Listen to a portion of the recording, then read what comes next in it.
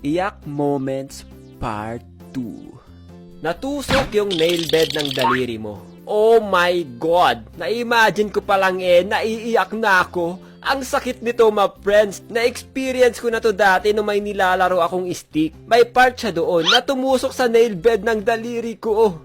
Uy, may tumusok sa daliri ko. Tss, malayo naman to sa bitukay.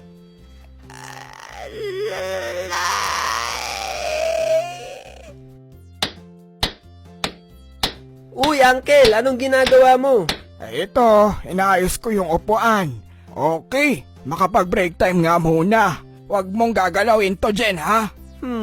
Paano yung ginagawa ni Uncle? Ganto ba yun?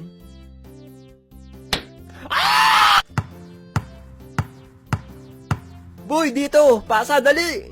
Oh, ito! Saluhin mo!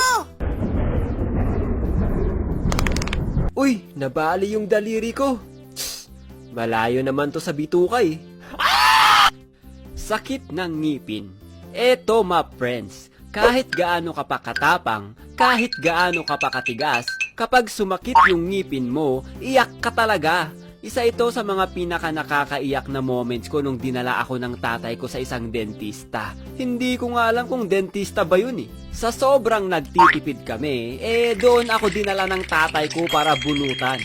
At alam nyo ba, walang anesthesia, basta binunot na lang yung ngipin ko. Sa sobrang sakit, hinawakan ko yung kamay nung nagbunot habang umiiyak. Potek yan, sa labas pa ako binunutan, kitang-kita ako ng mga tao habang umiiyak at dumudura ng dugo. Ang sama ng loob ko sa tatay ko nung mga time na yon. Bakit niya ako dinala doon, leche? Kaya sa mga magulang dyan ha, idala nyo yung mga anak nyo sa mga lisensyadong dentista. Singaw, ang hirap kumain kapag meron ka nito. Hindi mo ma-enjoy yung pagkain. Nakakaiyak to kapag magmumumog ka na ng asin para gumaling agad. Umaga na pala, makapag-unat nga muna. Nani, aray, ang sakit, nag-cramps yung leg ko. Aray, need ko to stretch. Aray, grabe, ang sakit nun ah.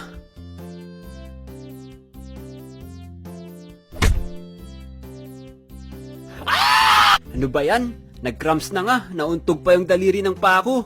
Shopee po. May tao po ba dyan? Ito na po yung parcel nyo. Kanina pa po ako tumatawag eh. Hoy Jen, yung parcel mo nasa labas daw. Dalian mo. Ay shucks, ang aga naman niya.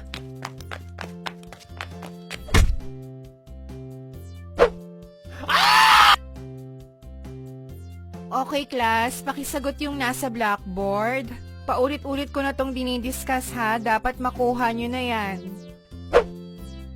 Okay Jen, pakisagot ang number 1. Ma'am, hindi ko po alam ang sagot. Gusto ko lang po umihi. Pigilan mo, hindi pa tapos ang klase natin kaya mamaya ka na umihi. Pero ma'am, naiihi na talaga ako. Opo, magsi-CR kayo, ang tagal-tagal nyo umihi. Matatapos na yung klase, tsaka pa kayo babalik. Mga paraan ninyo ha. 1 hour later. Okay class, see you tomorrow. Grabe talaga si ma'am, walang patawad. Sarap umihi. Aray! My God! Naipit yung yag balls ko! Aray! Okay, dahan-dahan. Ang sakit! Iihi na nga lang, maiipit pa!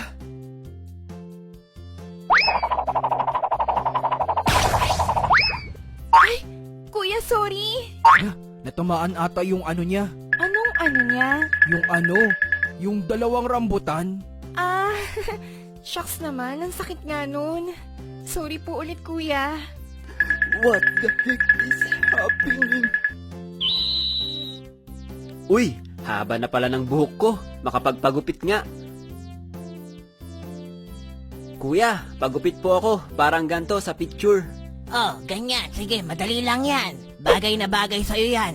30 minutes later. Oh, ayan boss. Ang ganda, di ba? Pumugi kayo lalo. What the heck? Bakit hindi pantay yung gupit ko? Hindi nabuhan ni kuya yung gusto kong gupit. Magbonet na lang ako paglalabas. Mamahaling gamit. Hindi ako masyado bumibili ng mga mamahaling gamit, lalo na kung hindi ko naman kailangan. Kaya kapag bumili ako ng mamahaling gamit tapos nasira, ang sakit friends. Mas lalo na kapag pinaghirapan mo makuha yung bagay na yon. Tulad na lang tong pen display ko, nasira na ata yung screen niya, hindi ko alam, parang nagasgasan dahil nahati na yung strokes kapag nagdo-drawing ako. Ito pa naman yung isang pinag-ipunan ko nung hindi pa ako content creator. Pangarap ko lang kasi dati na magkaroon ng pen display, kaya nakakaiyak siya na nasira siya ngayon. Hindi ko alam kung maayos pa to, sana maayos pa kasi sayang naman, di ba? Hindi nagbunga yung mga bagay na matagal mo nang grind. Nakakaiyak no, kapag dugot pawis na may kasamang pagpupuyat ang sinakripisyo mo para lang sa bagay na yun, hindi mo pala makukuha. Ang magandang example nito ay yung pagiging isang atleta. Ang sakit matalo sa mga competitive sports, my friends. Kahit sabihin mo pang charge as experience, ang sakit pa rin matalo, lalo na kung binuhos mo lahat-lahat. Pero kahit nakakaiyak, ang importante my friends, lumalaban pa rin tayo. Nagpapatuloy pa rin tayo. Sheesh! Napaso sa steam ng tubig na pinapakulo ko sa takure. In-underestimate ko yung init ng steam galing dito. Pagkakuha ko sa takure, napaso yung lower arm ko at singlaki yun ng 5 piso. Nagtubig yung sugat at iniingatan ko na hindi yun pumutok. Potek yan my friends. Nung pagigib ko ng tubig sa drum, kumuskos yung lower arm ko sa drum at nakita ko yung muscle tissues ko na nawalan ng skin. Aray! Tumama yung mukha ko sa semento.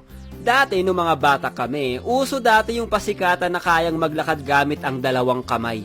Ako, syempre, gusto ko rin ma-master yun. Nung nagpra-practice ako ng ganun, putik ng hina yung kanang kamay ko at bumigay.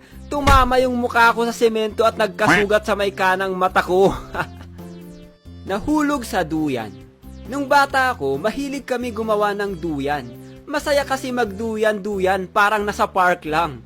Tapos ako na napakaengot, gusto ko magpasikat. Gumawa ako ng duyan na napakataas, tapos pinapasikat ko sa mga kalaro ko. Putik yan my friends. Habang naglalaro ako dun sa ginawa kong duyan, bigla siyang naputol. Pagkahulog ko, naunang bumagsak yung likod ko. Grabe, para akong nag-avatar state. Hindi ako makahinga that time, basta para akong binalibag sa sahig. Siyempre, sinabi ko sa mama ko na nahulog ako sa duyan at pinagalitan ako. Sinabi sa akin na ipahilot ko daw sa matanda na nanghihilot malapit sa amin. Pagkahilot sa akin no, grabe ba? Parang matatanggal yung buto ko sa likod. Doon ko na-experience na potek yan. Ganun pala manghilot yung mga matatanda. Sobrang sakit. Hindi ka pwedeng magreklamo dahil mas lalo nilang didiinan yung paghilot. Boy, di ba crush mo si Annabel? Oo, bakit naman? Balita ko pre, crush ka din daw niya. Uy, talaga? Baka pinagidripan nyo lang ako ha? Hindi nga, narinig ko sa kanila, puging-pugi daw si Annabel sa'yo. Kaya umamin ka na sa kanya. O sige, sabi niyo yan ha. Ano yun, Dicky? Matagal ko na tong tinatago since day 1. Annabel, crush kita. Sabi ng mga tropa ko, crush mo din ako eh. Ha? Ikaw? Ikaw, crush ko? Sorry ha, hindi ako nagkaka-crush sa mukhang maaasim. Tsaka yung mga hinahangaan ko, mga 6 to 7 kilometer ang tangkad, no? Kaya bakit naman ako magkaka-crush sa'yo? So ibig sabihin hindi mo pala ako crush? Hindi, no? Kaya kung ano man sinabi ng mga tropa mo, hindi yun totoo. Ano feeling nito? Buti sana kung kamukha mo si Lee Min-ho. Para kang si Lee Pang-hee. Oh, bakit ka umiiyak? Tears of joy ba yan? Loko kayo. Akala ko crush din ako ni Annabel. Hindi naman pala. Tinawag niya pa akong Lee Pang-hee. Ang sama pala ng ugali niya. Ay, hindi ba? Akala ko crush ka din ng crush mo. Aray! Maraming nakakaiyak na bagay na minsan sa sobrang nakakaiyak, matatawa ka na lang. Tulad na lang kapag nasa age na tayo na iba na ang laro. Dahil andyan na ang magpapaiyak sa atin, si Judith. Kilala mo ba si Judith? Siya lang naman yung taong nangongolekta ng bilis mo sa kuryente, tubig, internet at iba pa. Kamusta ang bilis nyo sa kuryente kapag tag-init? Grabe, di ba? Mapapaiyak ka na lang sa sakit.